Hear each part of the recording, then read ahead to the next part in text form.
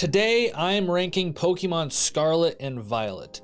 And to help us determine that ranking, I made this handy meter down here at the bottom of the screen called the tierometer. The tierometer is basically going to increase or decrease based on what we are discussing, and wherever the tierometer lands at the end of the video is what we're going to be ranking Pokemon Scarlet and Violet.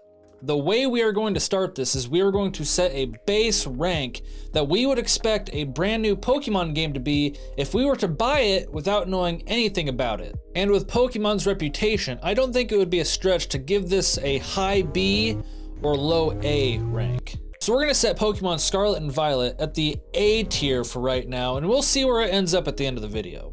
Okay, so now we're going to get into the ranking part of this video, and it is no secret that recently AAA games have been pretty poor with the way that they've made their games, with few exceptions like Elden Ring and God of War. And Pokemon is no exception to this.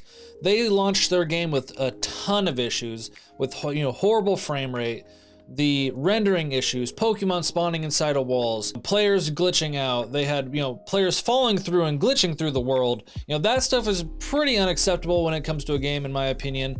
And so that is going to give them a serious hit in the tierometer. And let's not forget the infamous classroom scene and the infamous door. All of these issues could have probably been solved with one thing, and that is time. It seems like nowadays that creators don't spend enough time making their games anymore. It seems like the current strategy for game making is to pump out a game that is somewhat playable, and then once you get the money from the sales, either patch it in post or come out with a new game and hope everybody forgets about the last one. Both of these strategies are horrible, and as a paying consumer, we should hold these companies to a higher expectation. Starting at the launch of this game with all the issues it had is going to be a significant hit to the tier list, and that's going to bring it all the way down to a D ranking. Now let me just personally say this, no matter what ranking I give this game, at the end of the video, I personally love this game. I played countless playthroughs, not countless, I played like 3, but I've played a lot of playthroughs, I've done a lot of shiny hunting, and I've done a lot of raids, and I really enjoyed it. I really did. I really enjoyed the game. It was fun. So we're just gonna go through all the negative stuff first, and then we're gonna come through at the end with the positive stuff and see if we can bring that meter to its rightful tier. So let's see if Pokemon can redeem itself. Something I was very excited for at the launch of this game was that it was an open world Pokemon game, and I was very excited. I am a huge sucker for open world games. I love them. I spent tons and tons of time, tons of hours into open world games. But this game doesn't immediately start with an open world. There's a good hour of gameplay before you can set your sights on the full region of Paldea. I don't know what it is with Game Freak and their long intros these days, but it didn't used to be like that back in like Gen 1, 2, and even 3. And I think they should probably move back to something like that. Moving on, we're going to talk about the starter Pokemon. Now, I absolutely loved the 3 starters, the base forms at least. They were so unique, their personalities were so different, and it really, gave a lot of character to these 3 Pokemon. Their other evolutions, however, I feel like some Pokemon got more love than the others did. I was also very happy with the diversity of Pokemon in this game. Now, being an open world game, it does make it very easy to be more diverse since you can go basically anywhere right off the bat, but I was very happy with it. The new Pokemon they brought into this game with also the old Pokemon that they gave new Paldean forms was also a welcome treat. This game brought back some of my favorite Pokemon, but also introduced some new favorite Pokemon, which is going to give this game some good points. However, they did not bring all Pokemon into this game, which is very unfortunate because some people's favorite Pokemon will never make it into this game. Next in line, we're going to be talking about the storylines of this game, and there are 3 of them: Victory Road, Starfall Street, and Path of Legends. Now, I absolutely love this concept. It gives you 3 different paths to go down. The Victory Road path where you battle gym leaders and, obtain the ability to catch higher level Pokemon. The Starfall Street, where you have to battle through revolting students, a gang of revolting students, obtaining more TM crafting recipes, and the last where you fight overpowered Titan Pokemon with Arven, to save his Mobostiv and to gain power-ups for your ride Pokemon to make travel through the Paldea region easier. And all of these came together at the end to form one of the most amazing and awesome missions in Area Zero. I loved everything about Area Zero, the music, the back and forth conversations between the party of 4 that you form, you know, the boss fight, the legendary fight, whatever, all the different Pokemon you can find down there. Everything about it was amazing. For me, it really brought Final Fantasy vibes, and it really made me immersed into the story of the game. I would say that with the ending of this game alone, it at least brings it up a tier. However, after more thought about the ending, it made me go back and rethink about how the other storylines could have been improved. Like in the Path of Legends, for example, how cool would it have been if you would have found like Arven struggling with a Titan Pokemon. You have to go in there and you have to save him.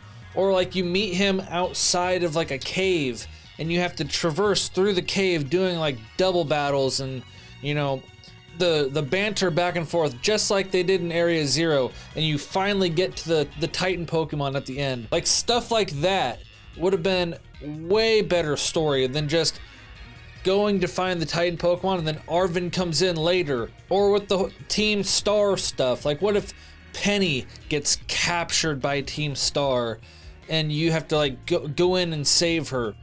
Or like with the Victory Road, what if Nimona actually had to do the gyms and didn't just stalk you through your gym battles the entire time? She had the least impact on that entire journey. She said like you guys were rivals and friends, but she was already champion rank. Why is she going through and just following us through? Like that's, in my opinion, that's not the greatest story.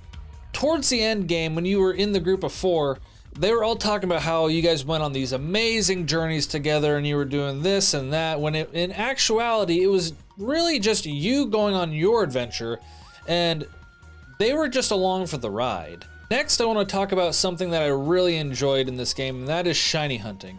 And if you had watched my last 2 Pokemon Violet videos, you would know that I've done a lot of it recently.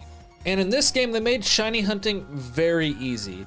In my first playthrough of this game, I found 2 shiny Pokemon without the shiny charm or anything, but I've heard people's stories about them getting up to 6 shiny Pokemon in the first playthrough, and that's absolutely crazy. Then after completing the Pokédex and obtaining the shiny charm, your odds of catching a shiny Pokemon are greatly increased, and then it's off to the races after that. Then with the shiny charm and the sparkling sandwich combo, you can isolate and increase spawns of specific Pokemon that you're trying to hunt, and then even if you don't catch them, you can revert to the old save if you saved before, and you can save your ingredients to try it again, which really makes shiny hunting in this game very enjoyable for me. I have always been interested in shiny Pokemon, and with the features that they added in this game, it made me love shiny Pokemon so much more. And with these amazing features that they added, I was able to make content on shiny hunting, and I think that deserves some extra points.